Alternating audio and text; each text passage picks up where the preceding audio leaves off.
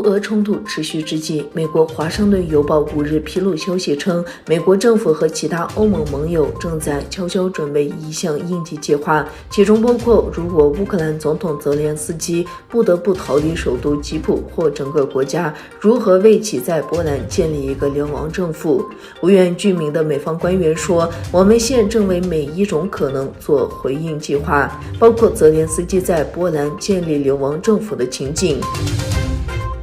据美国《华盛顿邮报》报道，美国前总统特朗普开玩笑建议用 F-22战斗机挂上中国国旗轰炸俄罗斯，这样华盛顿就可以把一切责任推给中国，坐看俄中冲突。报道称，特朗普在3月5日的美国共和党赞助人活动上讲了这番话。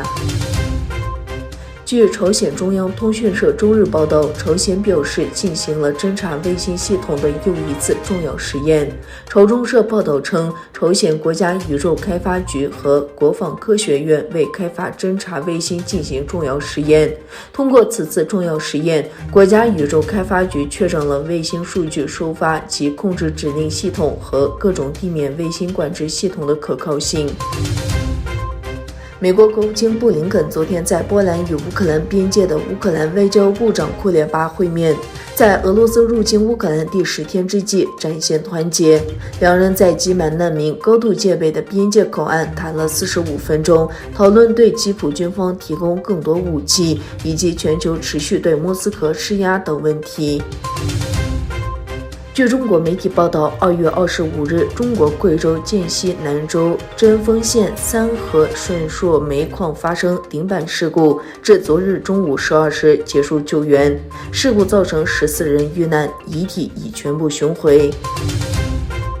据联合国难民署周日报告，因乌克兰战争10天内有超过150万难民逃离乌克兰。难民事务高级专员警告说，这是自第2次世界大战以来欧洲增长最快的难民危机。